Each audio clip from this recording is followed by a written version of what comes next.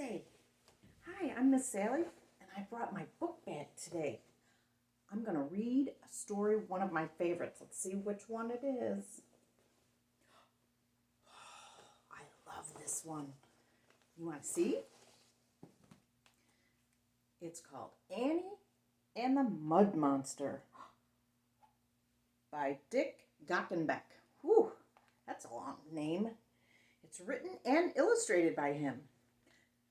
It's written by somebody, and that's called the author. And when the person who makes all the pictures is called the illustrator. Today, this book is about the same person. Oh, that must be Annie. Let's see what she's getting in her mailbox. One day, I was invited to a party.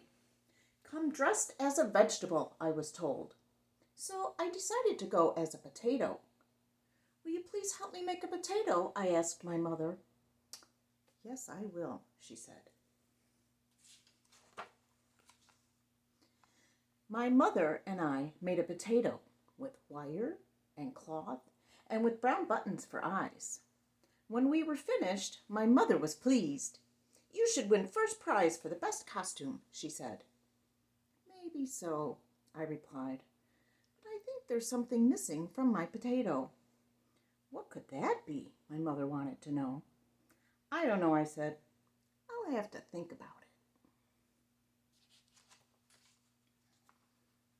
That's just what I was thinking about as I walked to the party. Now, what does this potato need? I wondered. Suddenly, out of nowhere, I heard a voice. I know what's wrong with that potato, kid, it said. I turned around. Nobody was there. Then I heard the voice again. That's the worst potato I've ever seen. It sounded to me like the voice was coming out of a mud puddle. I got down on my knees to have a look. As a potato, kid, the voice boomed, you make a better tomato. Then the puddle began to ripple and bubble like a pot of boiling soup. Now I was sure the voice was coming from the mud. And just as I thought that, I saw an eye pop out of the mud puddle. Then another eye. Then a head. Before I knew it, a mud monster was standing over me, all dirty and dripping mud. Kid, the monster said, don't you know there's no such thing as a clean potato? My mother has clean potatoes, I told him. That's because mothers and fathers wash potatoes the minute they get their hands on them. But take my word for it, he said. Potatoes come out of the dirt covered with mud. Well, I had to admit, I thought something was missing from my potato. You bet there is, he said. Do you know? Dirt is what that potato needs. Are you sure? I asked. Of course I'm sure, he screamed. Does it snow in Alaska? Don't you? Trust me, pal. Potatoes should be dirty. Now, do you want to win first prize or don't you? He demanded to know. Yes, I said. I want to win. Well then, the mud monster warned, you'd better listen to me and mess up that potato. I sat down to think about it. Surely, I thought, he should know what he's talking about. A mud monster should know everything there is to know about a potato. After all, he is made of dirt. Finally, I made up my mind. Okay, I said, what do I have to do to be a perfect potato and win first prize? Good girl, he cried. And he took my hand and he pulled me into the mud puddle. Together we danced and jumped and slid and had a wonderful time. When we stopped, I was covered with mud. Now, Mud said with a smile, that's what I call a great potato. Me too, I said.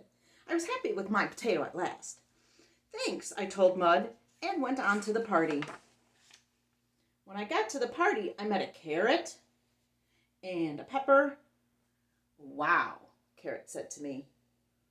I never saw anything so dirty.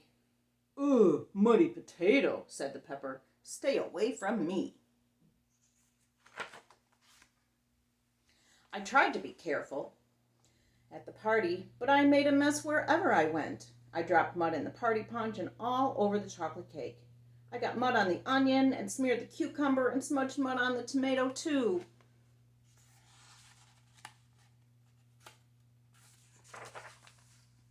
After that, all the vegetables got together and turned the garden hose on me. Who wants a dirty potato at a party, they said. The water from the hose made the lawn very wet, and soon it was full of mud. Ha, I said, serves you right. Now the mud monster's got you too. Then I left the party. Nobody knows a good potato when they see one, I told them.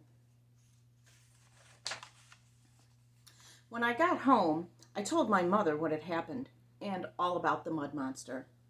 There's no such thing, she told me. You just wanted to play in the mud. Anyway, she said, muddy or not, your first prize with me. Then she gave me a big kiss, and that was better than any prize at any party. The end. I hope you liked that one. That's one of my favorites. I hope you come back soon and see one of my other stories. I have to look and see what's going to be in my book bag next time. So, until then, have a great day. Bye.